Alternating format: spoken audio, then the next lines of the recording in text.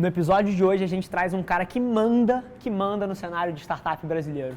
Seja bem-vindo. Valeu, irmão. Obrigado.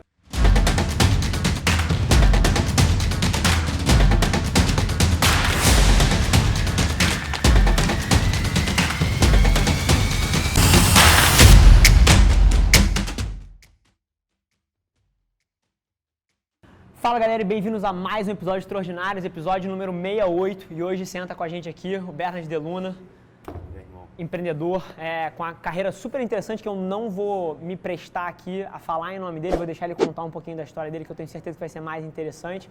Mas, resumindo, é um cara que já meteu a mão no mundo de startup muito mais do que a maioria das pessoas e também já empreendeu, já passou por várias empresas, sempre no cenário de tecnologia. Então, Bernard, seja super bem-vindo. Obrigado. E, cara, como kickoff, como se fosse o teu gibi 001, assim, para as pessoas que não te conhecem, quem foi você quando molecão, como é que isso evoluiu até o ponto de você estar sentado aqui nessa cadeira, cara? Ah, legal. Acho que tudo começou assim na minha vida muito pela arte. Eu sempre falo que o que fez, o gatilho que transformou o Bernard Deluna foi uma escola que eu tive quando era criança, que tinha uma aula específica, não era matemática, não era português, não era física, era uma aula de gnomos e doentes, cara. É sério, é verdade. Sensacional. Uma escola na Tijuca e ela tinha tinha música, tinha culinária, tinha aula de doentes, como eu falei. Então a gente lia livros e aí chamava os autores ou as autoras para poder ir lá na escola para explicar o livro. Que massa. Então a gente vivia um ambiente que não era só focado em ciências ou caixinhas. Isso abriu tanto a minha mente que a minha infância... Você é fã da escola? A escola não existe mais. Qual era o nome? Era Baby Garden. Bacana. Eu gostaria muito de um dia ter grana o suficiente para talvez remontar Uma estrutura similar. Escola. Eu Perfeito. acho que foi tão incrível porque quebrou todos os paradigmas que eu poderia ter como criança. Talvez com um braço ali de prog desde o começo também, né? Total. Mas tem que ter. Eu acho que as linguagens hoje são importantes. Sim. Então, não importa se a linguagem é inglês ou é programação, é essa linguagem que você tem que ter como profissional de alta performance. Perfeito. Mas a arte, ela é o que faz você quebrar o jogo. 1000%. E quando eu aprendi a quebrar o jogo, eu sempre fui uma criança diferente. Eu sempre fui uma criança que gostava de desenhar, gostava de dança, gostava de música, gostava de coisas que as pessoas ou era muito ficcionada nisso, Sim. ou não chegava perto disso. Até que eu me tornei um adolescente. Quando eu me tornei adolescente, eu ainda era uma pessoa muito tímida. Até 11 anos de idade. 11 anos de idade eu encontrei um colega e eu vi que ele era extremamente popular. Eu tinha um irmão 2 anos mais velho que é extremamente popular. Seu irmão ou irmão Meu dele? irmão. Seu irmão. Eu falei, que por sinal namorava com a irmã dele. E eu falei, eu quero me tornar essa pessoa.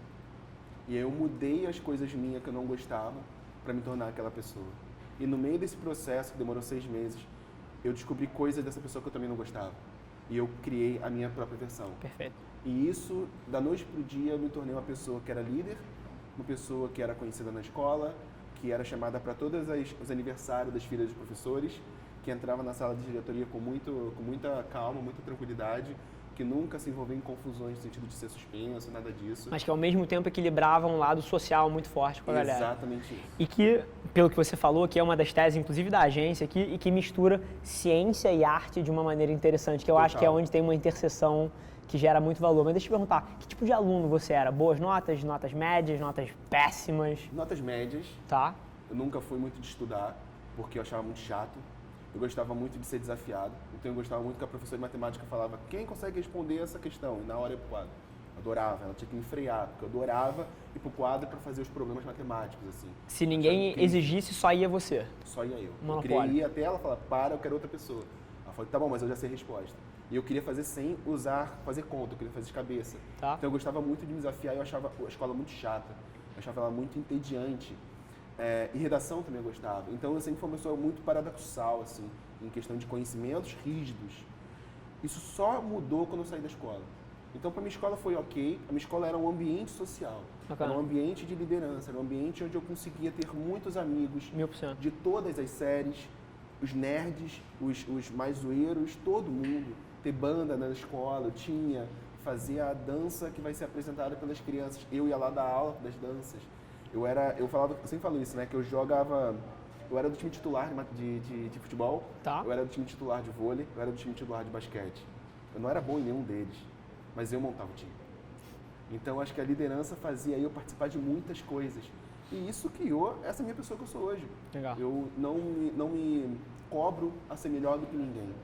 Eu me cobro estar presente fazendo tudo.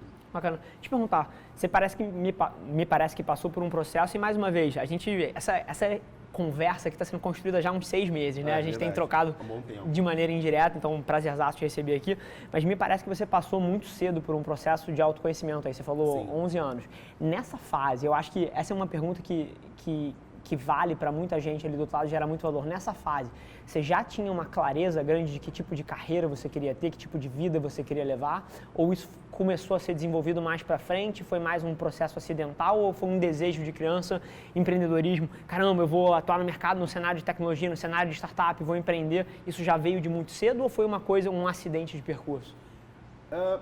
Acho que foi um acidente de percurso ou empreendedorismo como um todo. Bacana. Mas a questão de criação de coisas sempre esteve presente no meu DNA. Perfeito. Então, é isso, assim. Tem muito a ver com o momento de vida que a gente está. E eu me relaciono 1000% com você, assim, eu não tinha ideia do que era empreender, eu não tinha ideia do que era ser um empresário com 12 anos.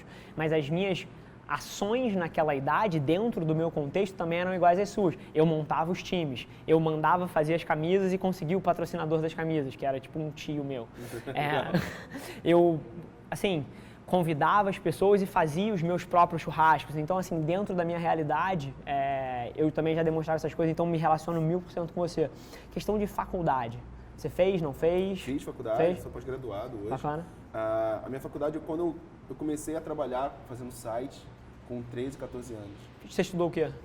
A faculdade eu fiz publicidade. Essa decisão era muito clara para você? Totalmente clara. Bacana. Eu sempre quis fazer publicidade para não trabalhar em nenhuma agência. Como falei, explica pra gente aí. É muito aí. paradoxal, né? Eu queria muito aprender a estratégia. Tá. Eu já sabia o design da época, fazer sites muito, muito fáceis. Eu sabia desenvolver o suficiente para fazer sites com muita facilidade. Estamos falando de que ano aí? Fazer 98, site. 99, Bacana. Então, 14, vocês veem, anos. assim, é super mainstream a gente falar de fazer site. Sim.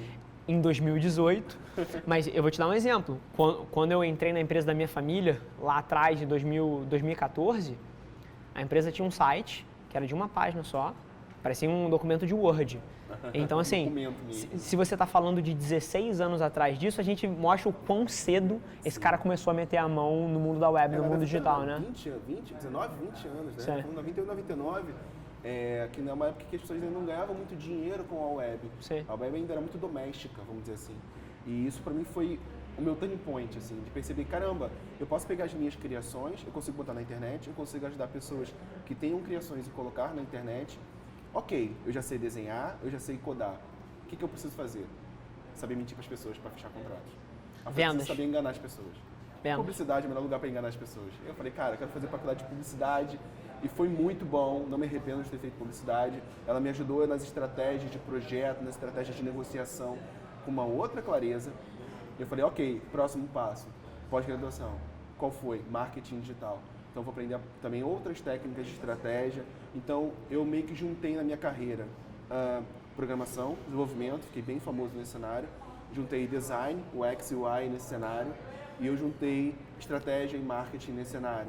E quando você faz o que é uma pessoa de produto, é exatamente você unir esses 3 cenários. Perfeito. E aí eu me tornei uma pessoa que eu não sabia, que era uma pessoa extremamente cara, extremamente paradoxal em alguns pontos, mas com muitas habilidades para poder conseguir resolver problemas cada vez mais complexos. Bacana. E hoje você está na Que Concursos, né? QConcurso.com. Legal. E o projeto lá dentro, eu sei, a gente estava falando isso há 5 minutos atrás, que é um projeto que foi 100% bootstrapado, né? Legal. Dinheiro próprio, da própria operação. A gente estava até falando o quão fã dessa tese eu sou. Sim. E pelo visto você também, de você resolver o problema comercial, né? Que é você aprender a ganhar dinheiro desde o começo. Sim. Vários negócios, eles postergam isso e querem fazer o app melhor, o site melhor. Não, vamos colocar esse algoritmo aqui, vamos fazer essa funcionalidade e postergam, criar as parcerias, criar os canais, criar a metodologia e criar um mercado para si. Até tentando tocar um pouco nesse assunto, eu sei que você já meteu a mão aí em dezenas, se não centenas de projetos começando, viu vários decolarem, viu vários não decolarem. Exato. E eu tenho certeza que várias das pessoas assistindo aqui estão nesse momento, nessa dicotomia entre invisto no produto ou começo a vender. Sim. Eu tenho a minha opinião, não quero viesar a tua. Quando você acha que é hora de ir para o mercado, botar a cara e tentar ganhar os primeiros centavos? No dia 1. Perfeito. antes do almoço. Perfeito. É uma coisa que o que você falou é muito legal, porque eu fiz um artigo essa semana no LinkedIn sobre isso. Bacana. Se não me engano, era a lei de Parkinson, que é você tende a preencher o espaço vazio sempre. Então, se você tem R$1, tu vai gerar o teu negócio com R$1, mas se você ganha 1 milhão em investimento, tu vai rodar o teu negócio com 1 milhão. Perfeito. Isso significa que você nunca vai ser criativo, você nunca vai tentar vender logo, você vai sempre postergar, porque você tem mais dinheiro para queimar. Perfeito. Eu acho que a barreira de você não ter um investimento te força a você falar, cara, eu moro sozinho, eu, sei lá, vou casar, ou eu tenho um filho, uma filha, ou eu tenho contas a pagar, eu não posso ficar 6 meses sem ganhar dinheiro. Então você corre atrás. E aí do nada, chegando no segundo mês, alguém fala o seguinte, toma 500 mil. Aí tu fala, agora eu tenho 2 anos para não ganhar dinheiro. Perfeito. Ou seja, você pegou a sua morte. Inclusive, João, linka nos comentários aqui embaixo o link do artigo do Legal, Bernard pra galera entrar lá, porque é um tema, assim, que permeia tudo que eu fiz na minha vida até hoje. Eu nunca peguei dinheiro de investidor, apesar, eu sei que é um modelo válido e vários dos negócios, que bombam hoje em dia, Eu já peguei. começaram com grana, inclusive porque tem certos tipos de negócios, se você não tem a competência, ou você vai abrir mão do equity e vai botar alguém no teu projeto que tenha, ou você vai trazer grana de fora para tirar. Então, assim, eu não sou totalmente contra, mas eu acho que se criou uma cultura pela abundância e pela cultura de startup, de você mapear o seu negócio para buscar o dinheiro, para conseguir o próximo round, ao invés de criar um negócio saudável. E eu vejo várias pessoas que eu converso falando de, quanto a gente tem de runway, vamos pensar o próximo round de captação, exato. Como é que a gente cria uma projeção aqui e um modelo de negócio que sustente essa projeção para a gente poder pegar dinheiro com alguém. Depois a gente vai ver como é que a gente executa isso aqui. Existe uma visão muito politicamente correta que as pessoas têm medo de falar algumas coisas. Né? Sim. Eu vou tentar ser o meio termo ali entre o politicamente correto e, de fato, o real. A porrada. Porque senão a pessoa ela vai criar uma startup, mas precisa de investimento antes de começar. Cara, não começa. Você começou com a ideologia errada. Muita gente acha também, por outro lado, que investidores anjos são vampiros, que eles só querem ganhar dinheiro e não querem esse negócio. Tem muito smart money. Eles são muito felizes em ajudar o teu negócio a dar certo. Sim. Eu tive muita sorte que quando eu fui criar a minha startup, que eu fechei nesse ano, a gente tinha já a dupla que a gente queria para investir no nosso negócio. Legal. E a gente foi conversar com eles e falar assim, cara, estamos dentro, porque a gente acredita muito em vocês. E olha que legal, em vocês, pessoas, sempre em primeiro lugar. E Deixa eu fazer uma pergunta, claro, em cima desse tema aí que você trouxe, que eu acho super interessante construir. Você que é um cara que tinha acesso a muita gente para eventualmente fazer funding, tinha dinheiro próprio também para fazer um bootstrapping. Por que você escolheu essas pessoas específicas? O que passa na sua cabeça na hora de trazer um sócio desse? E aí eu sempre, assim, é claro que a gente pode dar respostas generalistas aqui, mas eu acho que os casos específicos ensinam pra caramba. Então o que você buscou nessas pessoas específicas pro negócio? Grana, credibilidade e abertura de portas. Legal. Abertura de portas é a ponta que eu sou mais fascinado que é a parte mais maravilhosa de buscar um investidor. E eles eram perfeitos para isso. Assim, eu conseguia chegar até talvez o diretor, o coordenador, o gerente de uma grande. Aí eu tô falando de uma grande. Sim. Eles conseguiam chegar no CTO, no CIO ou no CEO. Sim. Então eles quebram qualquer paradigma. Velocidade. Isso para mim era vital. A credibilidade que eles traziam para minha marca, então isso também era muito importante. Eu falo, olha, eles estão comigo. Cara, todo mundo fala assim, ó, que legal, eu quero então você, vem aqui. Sim. E também a grana, que era super importante, da gente de fato a gente estava criando uma tecnologia extremamente complexa, bacana, uma inteligência artificial para um setor extremamente tradicional, então a gente precisava de uma certa impulsão. RH, não foi? Bacana. Então a gente precisava de uma impulsão, porque a gente demorar muito tempo a chegar lá. Então pra gente foram esses 2 cenários, assim, já credibilidade, abertura de portas e toda a parte da grana também. Fechado. Porque, e mais uma vez, eu acho que você trabalho é muito mais que trabalho, né? Principalmente para alguém que empreende, o trabalho é quase a vida da pessoa. A gente passa 24 horas pensando nessa coisa. E um ponto que você colocou aí, que são as pessoas primeiro, eu acho que é fundamental. Tem muita gente que traz para dentro do seu negócio e abre mão aí de 20%, 30% eventualmente para ter um caixa, para desenvolver o produto e bota dentro do negócio um sócio que não é uma pessoa que você quer passar os dias inteiros do lado. Cuidado, faça isso. Então, um casamento, gente, sim, pelo amor de Deus. Exatamente. É pior que um casamento, e sendo muito sincero. Assim, eu passo mais tempo com eles do que com a minha esposa. Sim, certíssimo. Assim, é mais do que um casamento. Sim. Se você for contabilizar realisticamente, Mariana que me desculpe, mas em horas, tipo assim, se você tirar o sono, né, que a gente tá chapado dormindo um lado do outro que não conta, mas as horas úteis na semana, talvez 30 minutos de manhã, porque a gente acorda muito cedo, e 1 hora à noite. 1h30 por dia, talvez 2, esticando. 10 horas por dia. Cara, 10 horas por dia eu passo por dia com o João. Exatamente. Então, assim, é um casamento, como você colocou. Então, acho que é um ponto super interessante as pessoas enxergarem o dinheiro, como você botou, como um veículo de abrir portas, de dar velocidade e credibilidade, interessante, mas que mesmo nesse processo, entendam que é um casamento e você precisa gostar do ser humano que está ali, cara. E acho também muita coisa que também não é falado nesse cenário são as regras do jogo. Bacana. A gente não sabe as regras do jogo. Você cria um negócio, você busca um investimento, você busca um sócio ou uma sócia para alguma habilidade, mas você não sabe a regra do jogo. Você não deixa claro por que da entrada, por que da permanência, qual o momento de saída e por que pode acontecer saídas, inclusive seu. Se um dia você falar, olha, todo momento legal, meu filho nasceu, quero cuidar do meu filho, gente, beijo, tchau. Olha, como é que vai acontecer essa ruptura? A maioria das vezes ela não é saudável. E você acaba com muitas coisas simplesmente porque a regra do jogo não estava bem clara. Perfeito. Então eu acho que falta as pessoas também escreverem mais a regra do jogo. Eu já cometi esse erro várias vezes. Idem. Nossa, de não conversar com o advogado, porque fala assim, não, cara, tá aqui, cara, é português, velho. Eu sei interpretar texto.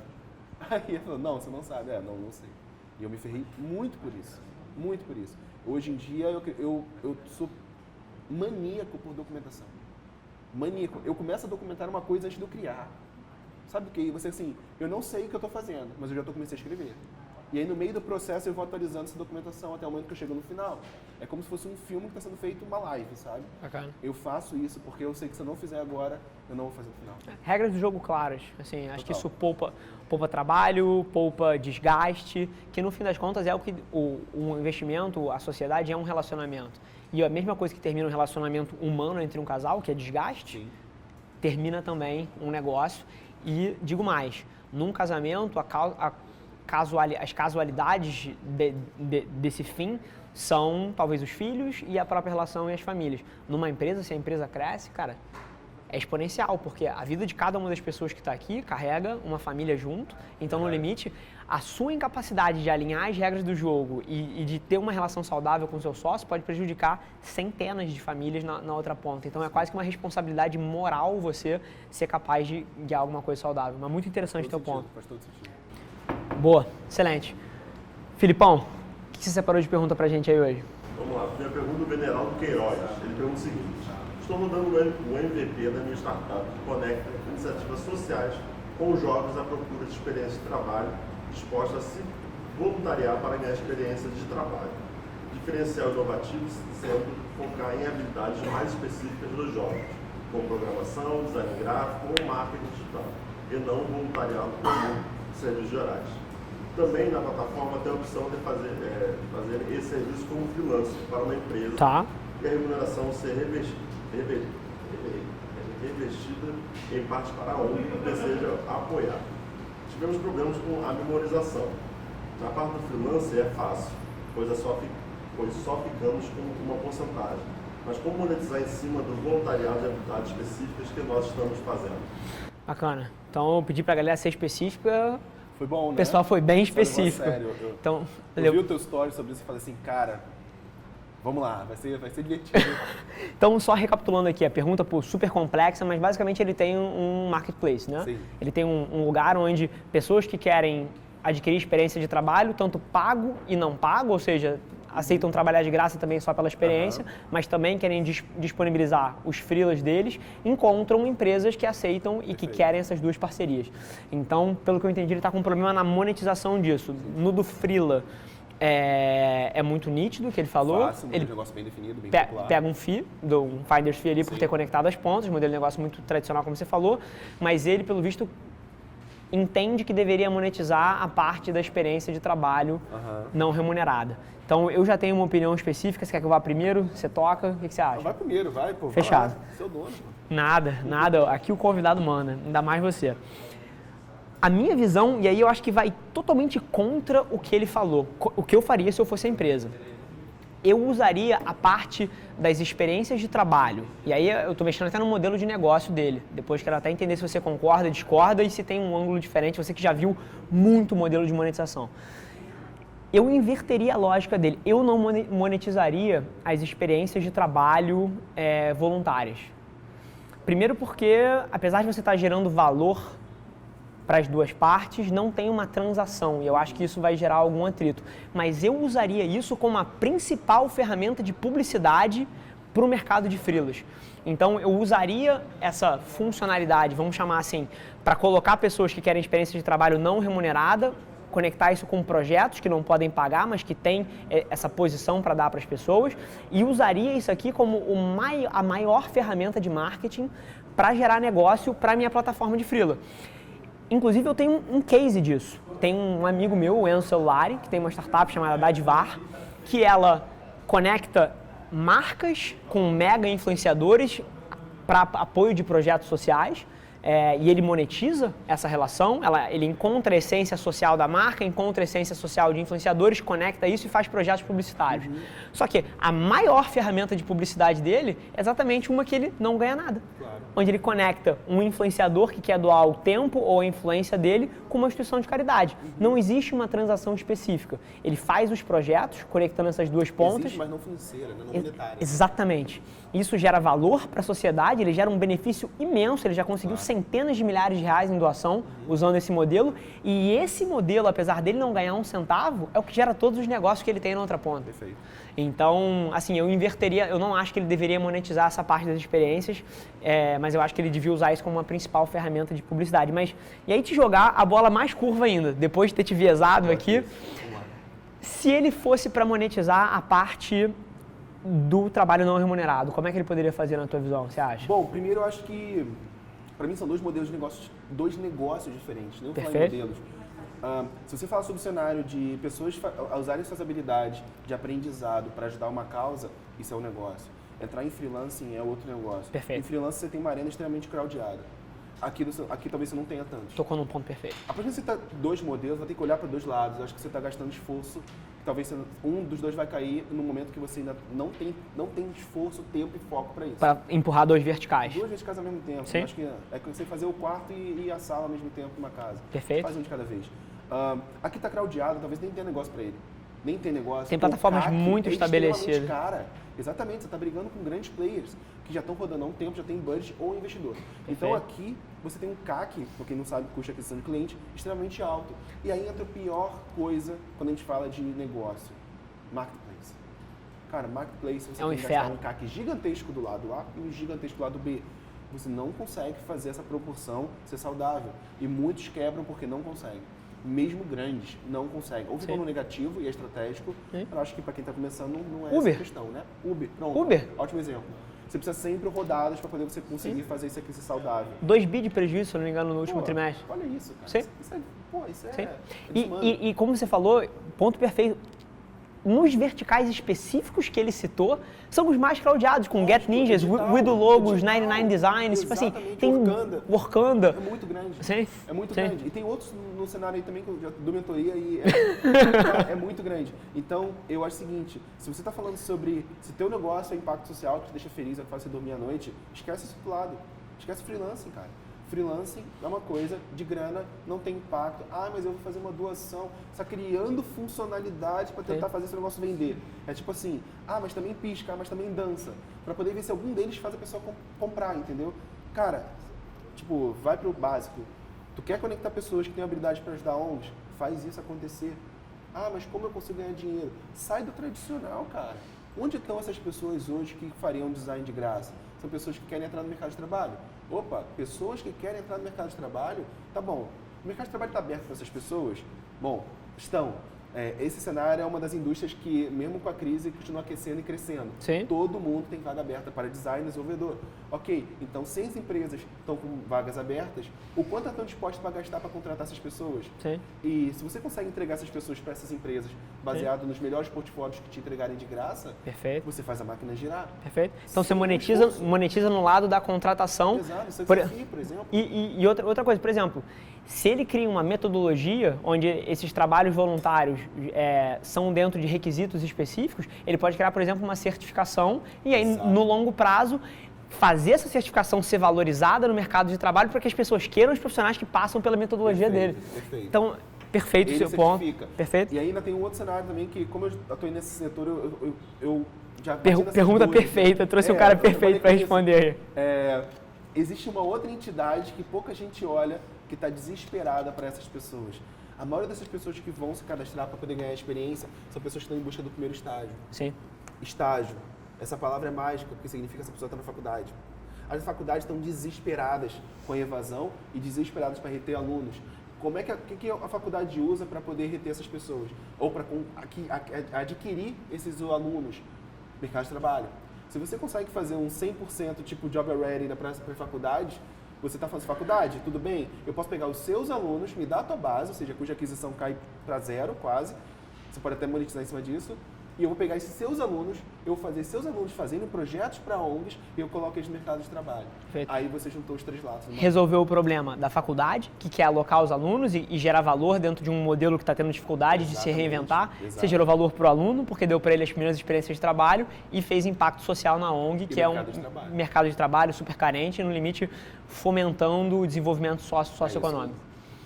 Genial. Aí, vamos abrir essa empresa e tirar esse cara do mercado? Vamos, logo, agora. Fechado. Filipão, segunda. Vamos lá, segunda do Michael Rabinovich.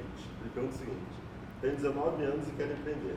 Aliás, já comecei um projeto, que é o tenista.org, que visa conectar pessoas que possam fazer doações e ajudar atletas de baixa renda no Rio de Janeiro. E quero ir longe com essa plataforma. Sou apaixonado por esporte, especialmente tênis, e quero empreender com e para o esporte, pois acredito que o esporte tem o poder de unir as pessoas e gerar disciplina nelas. Como crescer e executar no meio de tanta burocracia no Brasil? Bacana. É interessante a gente estar falando disso, a quantidade de projetos no ramo de tecnologia, startup, web, focando no impacto social, né? Então, tem chamado a atenção, inclusive 2 perguntas do programa acabaram caindo nisso aí. Essa eu vou jogar para você primeiro. Legal. Como é que você acha que um cara, e aí resumindo para a galera, a pergunta do Filipão, ele tem uma plataforma onde ele conecta pessoas que querem promover impacto social através do esporte com pessoas que precisam dessa doação. Então, você vai ter lá a Maria Joana, que joga tênis e é a 7ª do ranking carioca, mas mora na Maré e, super carente, ela precisa de dinheiro para tocar a agenda dela como atleta. Você vai poder chegar ali e virar um patrocinador daquela atleta ou de vários. Então, ele tem uma plataforma que conecta atletas em começo de carreira com patrocinadores pessoa física. Sim. Então, como é que você acha que esse cara pode crescer esse negócio, mais uma vez, um marketplace que é um inferno de se comunicar?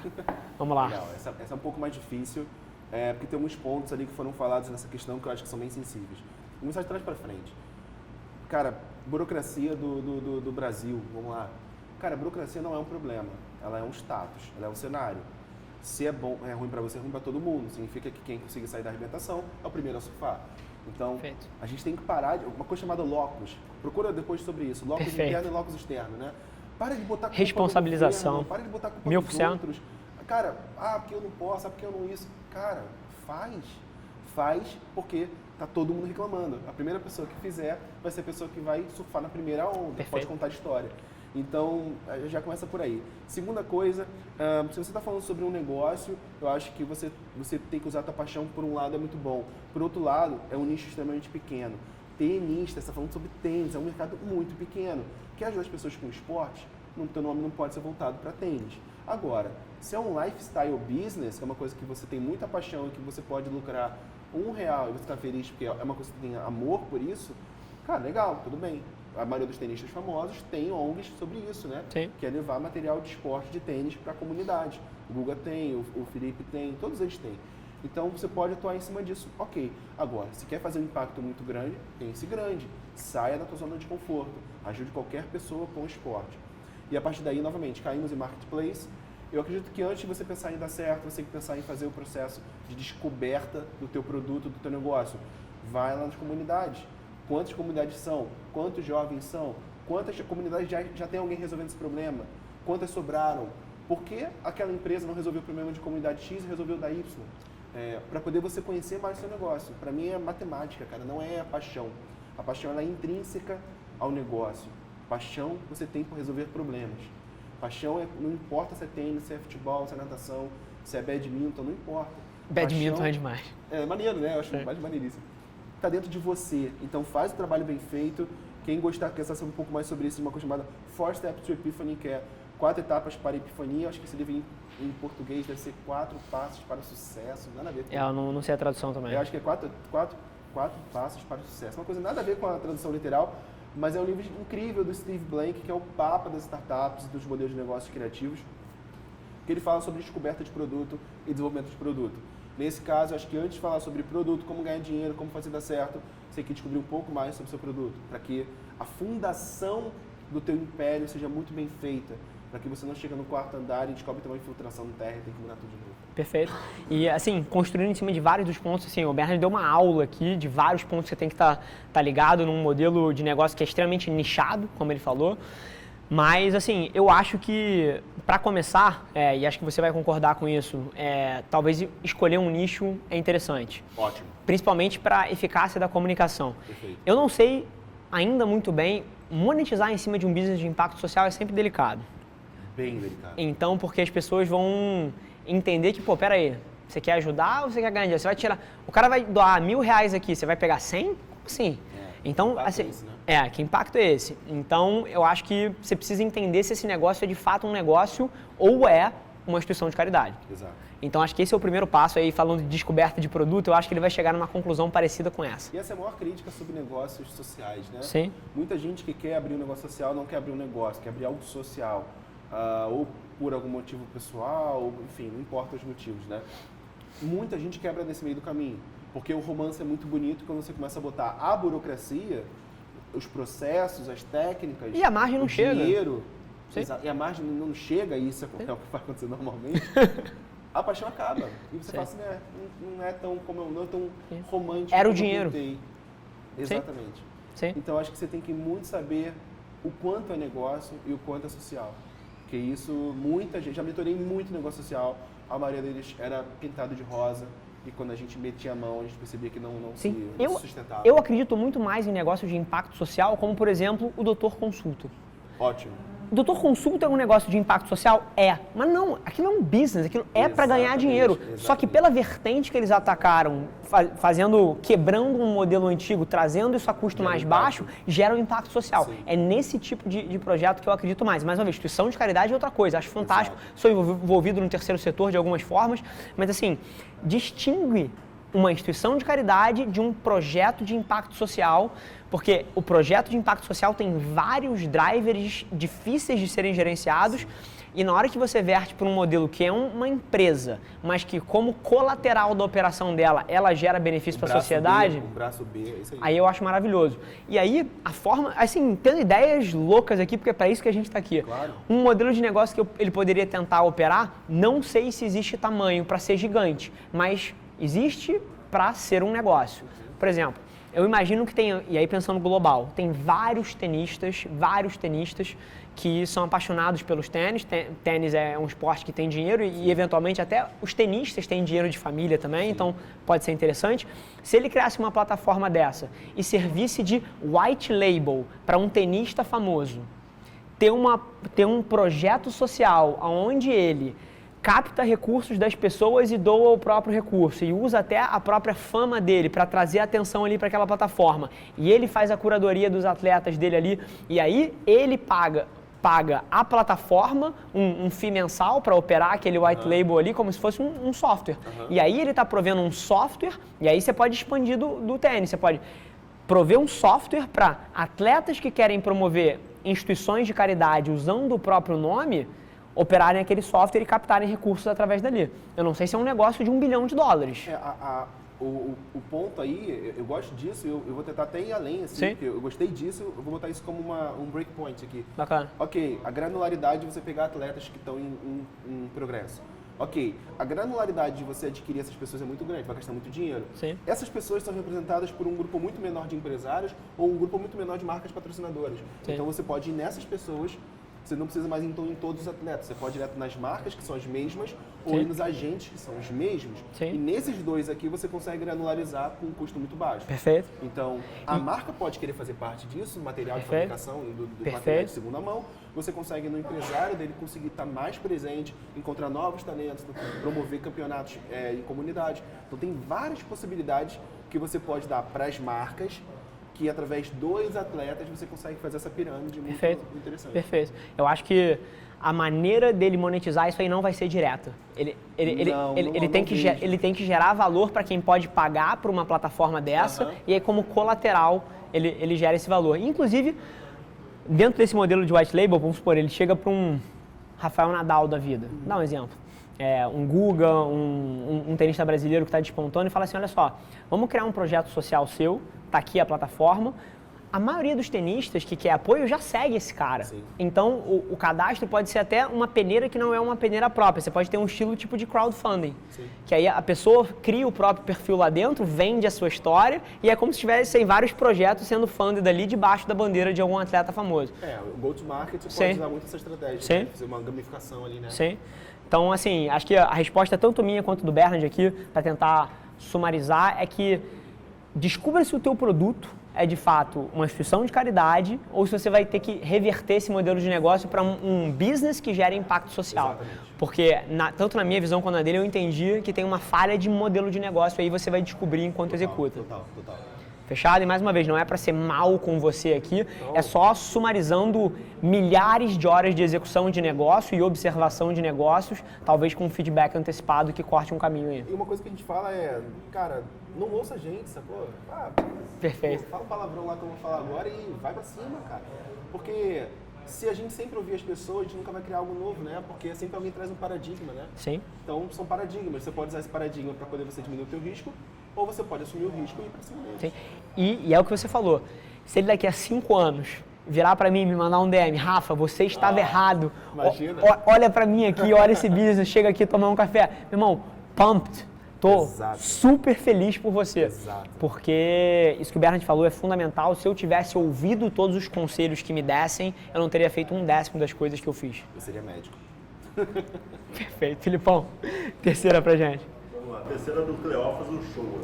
Ele falou o seguinte: larguei a faculdade no Rio de Janeiro para fazer intercâmbio nos Estados Unidos, estudar e trabalhar, já que sou um cidadão americano.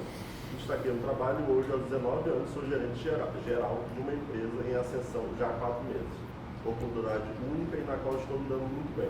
Porém, por conta da pressão social e familiar, sempre o assunto do diploma da faculdade vem à tona. Qual o caminho seguir? Maneira que é uma voz, né? Tipo Deus falando assim. O Bernard, quero ouvir a tua. A gente tocou no assunto de faculdade. Eu entendi que você foi um cara que tirou muito valor da estrutura de ensino que você passou. Uhum. Então, queria entender com você qual é a minha visão. Eu acho que todo mundo sabe, de alguma maneira. Eu sei também. Mas eu queria pegar a sua, porque, mais uma vez, eu sei que eu acho que o contexto específico da pessoa é o que mais importa. Sim. Na hora de uma decisão dessa. Queria saber qual é o teu take. Primeiro, eu fiquei bem impressionado o perfil das pessoas que mandaram mensagem, que é tudo em torno de 19 anos, né? Um perfil bem novo, achei isso bem legal. Que bom. Mostra que a nova geração realmente ela é interessada em coisas que talvez a minha geração não é. Isso 1000%. Muito feliz, muito animado. Quando eu cresci, assim, ninguém entrava na faculdade ou estava com essa idade querendo empreender. Isso não era uma coisa na cabeça das pessoas, exatamente. Né? Quem era negócio já estava por causa da família. Sim. Ou quem não era um processo normal de estagiário, por aí vai. Perfeito. Vamos lá, sobre faculdade. Eu já falei algumas vezes sobre isso em algumas palestras minhas sobre o poder da faculdade, da escola superior nas pessoas. Eu acredito que isso é extremamente importante por alguns motivos que eu vou citar. Primeiro, tem uma pesquisa americana que mostra as pessoas mais importantes dos Estados Unidos e o quanto delas fizeram faculdade e quantos fizeram faculdade de elite. E quando você vai, quanto mais você cresce na cadeia do topo da pirâmide, vamos dizer assim, todo mundo tem faculdade e depois a maioria das pessoas, mais da maioria, tem faculdade de premium. Então é só procurar sobre isso no Google, rapidamente já vem essa resposta. Eu gosto muito de usar dados, então para mim os dados já tiram toda a questão de subjetividade. Não fazer faculdade. Não, porque é bom, não é? Cara, tá lá mostrando, tem um gráfico que comprova que sim. Se a gente expandir isso para, mas eu consigo, você consegue tudo que você quiser na sua vida, cara. Você não pode usar, novamente, um paradigma, dado é um paradigma. Você não pode usar um paradigma para você dizer que eu consigo ou não consigo. Novamente, locus externos. Você está botando a culpa no outro para poder você usar a sua própria frustração. Sim. É o que você sempre fala de querer. Né? A pessoa fala que quer, mas na verdade ela não quer.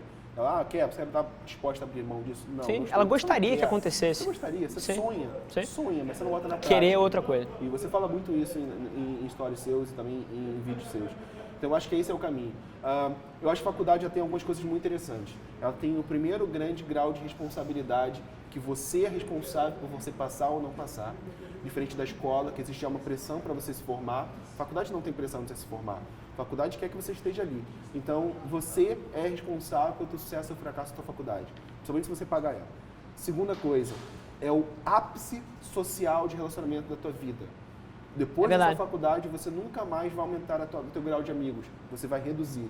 Então, você abrir mão disso é você dizer que o teu ápice foi a escola. Aí eu pergunto, quantas pessoas que não fizeram faculdade mantêm mais de 10 amigos da escola? Ninguém. Então, o teu ápice de network é extremamente baixo. Na faculdade, você tem a chance de aumentar o teu network quase exponencialmente. Então, eu acredito que é um ótimo momento de você mostrar o quanto você é bem relacionado ou se tornar uma pessoa bem relacionada. E, por fim, eu acredito que a faculdade ela abre muitas portas para o mercado internacional. Muitas empresas só dão visto se você tiver faculdade. Muitas empresas só contratam programadores, por exemplo, se ele tiver faculdade. Isso é bom para visto, isso é bom para muitas coisas. Ah, mas eu quero ir para concurso público. Ok, existem cursos que você, quando você vai faturar mais, você precisa ter, ou você ganha um ponto a mais. Então, todos os setores, eu acredito que é um ótimo diferencial. E muita gente, quando não quer fazer faculdade, não é por motivo estratégico, é por preguiça. Então, eu acho que a pessoa tem que deixar de ser preguiçosa e botar a carreira dela como uma coisa mais importante, porque é a carreira dela. É aquilo que ela vai se dedicar até os 60 anos da vida ou mais. Sim. É aquilo que ela vai passar de legado para os filhos dela ou para os filhos dele. Então, eu acho que a faculdade é um ponto onde você consegue fazer um statement de quem você é na tua carreira. Sim. Fechado. Então, super interessante. Toda vez que eu sento com alguém que tem uma opinião sobre um tema que é diametricamente oposta à minha, assim, eu adoro. Não questiono nada que o Bernard falou, acho que ele levantou pontos super interessantes e acho, inclusive, que o debate que gera mais valor é a síntese entre dois pontos totalmente opostos. Porque dentro do que ele apresentou aqui, eu acho que tudo isso foi verdade. Mas eu acho que a gente está num momento um pouco líquido que é debatível certas coisas, mas não para todas as carreiras de maneira nenhuma. E aí é aquela questão que a gente estava falando que depende do contexto. Claro. Eu fiz faculdade, eu tenho pós-graduação e eu não queria empreender, eu não vim dessa carreira. Para as outras carreiras que eu idealizava quando eu tinha 18 anos, eu não enxergava como fazer sem isso. Mas eu questiono no caso de um empreendedor. Sim. E aí certas coisas, por exemplo, onde ele vai tirar mais valor? Cara, te enchendo o saco, vendo esse negócio aqui, ele mora aqui no Rio de Janeiro, te enchendo o saco. Cara, Bernard, eu sou o cara mais esforçado do mundo, eu já li todos esses livros aqui sozinho. Cara, eu preciso de uma mentoria sua, estou começando um negócio e executando, ou sentado numa sala de um curso de administração para levar isso para o negócio próprio. E a questão dos relacionamentos. Eu acho também que a faculdade é o ápice do relacionamento pessoal. Sim, não tenho dúvida, foi o meu. Depois, como você falou, eu parei de conhecer tantas pessoas novas até que eu me tornei hard user de social media. E hoje em dia, eu inclusive conheço muito mais gente nova o tempo todo. Eu acho que as mídias sociais, para quem usa direito, se você for ficar sentado na porra do seu sofá, o seu networking não vai aumentar. Sim. Mas se você estiver ativamente, como a gente se conectou, como eu me conectei com todas as pessoas que sentaram nessa cadeira aqui até agora e diversas outras que eu fiz negócio nos últimos tempos, eu acho que para um tipo de perfil, que é o que eu chamo de empreendedor, que é o Ray Dalio chama de shaper, que é um cara que é muito proativo, que já tem uma direção traçada, eu não vejo mais tanto valor. Mas se você está num processo de descoberta, eu acho a faculdade fantástica. A faculdade vai te permitir interagir com uma série de gente, te dá um tempo para você decidir o que você vai fazer na vida ainda. Se você tem uma decisão direta e você é um perfil proativo, eu vejo mais valor em 2018 não é você não estudar de maneira nenhuma. Meu irmão, eu li nos últimos 4 anos, 500 livros. Claro. Então, não é você não estudar. A faculdade não é o único local de conhecimento. Isso. Então, o que eu vejo é um estudo mais adaptativo. É você fazer dezenas de cursos online e aplicar. Mas você precisa de um perfil específico para fazer isso. É você meter a mão, fazer projetos específicos. Pô, você quer trabalhar com evento? Porra, vai fazer um churrasco para 20 amigos ali, tirar um do chão. Depois aumenta ele para 40. É você meter a mão e você ter uma abordagem um pouco mais adaptativa. Mas isso não serve para todas as profissões. Tem inclusive profissões que não só visto e tal, medicina, direito, trabalho, né? sei lá, o que mais que precisa de engenharia? Sim. Você precisa do CREA, você precisa do bar, não só da graduação, como pós um curso. Sim. Mas eu acho que para um certo perfil, a faculdade não tem mais tanto valor. E aí é sempre muito complicado a gente falar isso, por exemplo, se voltasse atrás com a cabeça que eu tenho hoje, não faria. Mas cadê que com 18 anos eu tinha essa cabeça? Exato, você precisa passar por isso para ter essa... Perfeito. Exato. Perfeito. Exatamente, eu não acho que a faculdade ela é obrigatória. Sim. Eu acho que a faculdade ela pode ser usada de forma estratégica, de forma muito positiva. 1000%. Eu usei de forma muito estratégica. Claro que... Eu não usei.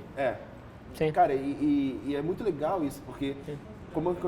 exatamente, o que eu falei, como você usou no começo, são paradigmas. Sim. Hoje é assim. Sim. EAD está crescendo.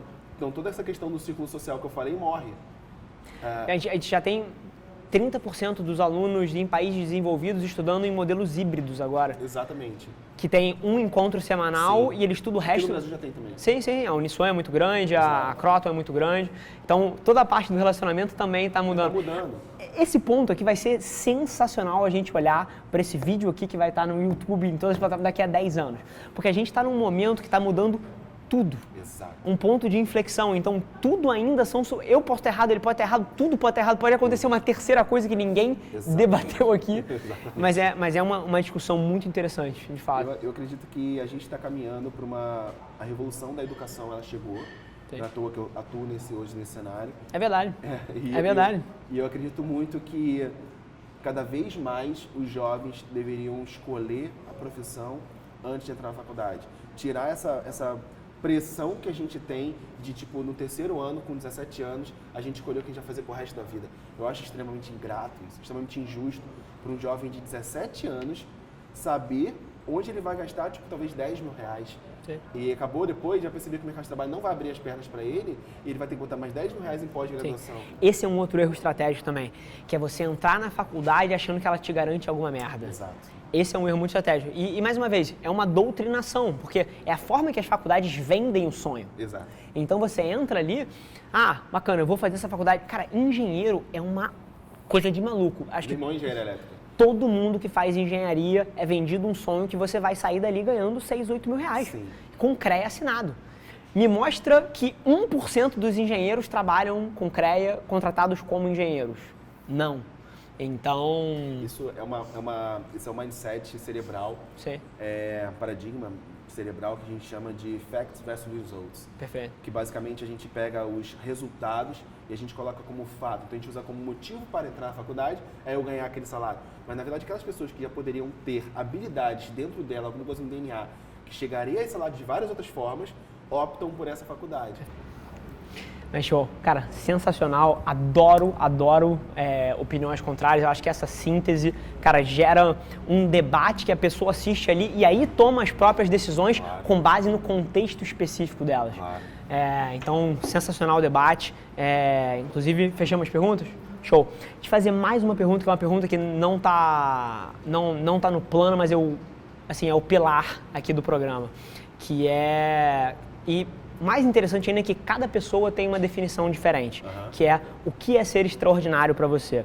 Eu acho que essa pergunta é o nome do programa, é a bandeira que a gente levanta, e você como um cara que não só carrega essa bandeira, mas está perto de muita gente que é diferenciada, o que para você é uma pessoa extraordinária? Ser extraordinário para mim é você saber quebrar as coisas, é você conseguir quebrar as coisas que te incomodam. Quando você é inconformado com as coisas, quando você se sente agredido por algo que você não concorda, isso pode ser desde do lado mais leve da coisa até o lado mais agressivo da coisa, e você tomar uma posição em cima disso, para mim você se torna extraordinário. Porque a maioria das pessoas ordinárias não fazem nada. Perfeito. Então, para mim, 1000%. O extraordinário é a pessoa que ela fala assim, cara, tá chovendo, tá me incomodando, eu vou pegar um guarda-chuva e vou abrir. Enquanto a outra pessoa tá andando na chuva, porque eu vou correr mais rápido, que ela não toma posição sobre. Posso contar uma história rápida sobre isso? 1000%. Eu acho que toda história exemplifica 1000 vezes mais do que uma frase bonita. Outro dia eu estava indo para um evento, se não me engano, e eu estava na rua e começou a chover muito. E eu falei, caramba, tá chovendo muito, eu vou chegar atrasado, eu ia dar um treinamento. E eu passei na rua, tinha um rapaz andando, caindo na chuva, se molhando muito e tentando chegar na passarela.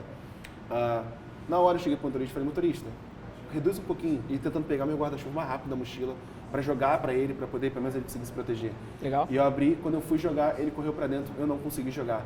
E aí o motorista perguntou, por que você está fazendo? Você conhece a pessoa? Eu falei, exatamente por eu não conhecer eu tô tendo um benefício de estar dentro de um carro, porque eu não posso ajudar uma outra pessoa. Perfeito. E ele bugou assim, ele falou assim... Como? Travou mesmo, deu um glitch nele. E Deu um nesse glitch momento, é demais. E nesse momento eu falei, é por isso que eu sou incrível. E é uma coisa que a gente não pode ter medo de se considerar extraordinário, Sim. se considerar sexy, se considerar foda. Até porque autoconfiança é um motor muito importante. Como você vai inspirar as pessoas se você não se considera que você se inspira? 1000%. Então, Eu tenho uma tese, eu acho que as pessoas que me acham bom, elas não sabem que eu me acho 30 vezes melhor do que elas me acham bom. Aí, essa é a história da minha vida. Essa é a história da minha vida. É isso. E nesse momento eu tenho certeza que eu inspirei o motorista. Se um dia ele ver o mesmo cenário e ele tiver um guarda-chuva, eu tenho certeza Que ele vai fazer. que ele vai abrir a janela e vai jogar pra pessoa. Sim, Então, perfeito. eu fiz meu trabalho muito bem feito. Bernard, super obrigado pela presença, cara. Eu que agradeço. É isso. Então, galera, sobe aqui onde você acha que a galera vai tirar mais valor de seguir? Instagram, LinkedIn, Cara, onde você prefere? LinkedIn hoje, porque é onde eu boto minhas maluquices uma Fechado, vez por dia. fechado. Então, sobe aí o Instagram do Bernard, galera, segue ele produz conteúdo, a gente faz parte de um grupo de WhatsApp, então não é mentira, eu sei que ele posta conteúdos todos os dias. Todos os dias. Então, galera, segue ele lá, conteúdo de primeiríssimo, um cara que tá metendo a mão não só em projetos pessoais, mas também vê projetos de centenas de pessoas. Então, tem muito valor em tudo que ele fala, segue ele lá. Se você está assistindo isso, seja no Spotify, seja no YouTube, tira um print dessa tela, marca a gente lá, que eu vou responder cada um dos comentários individualmente. E a gente se vê no próximo episódio. No próximo episódio. Oi? No próximo episódio. Valeu, galera.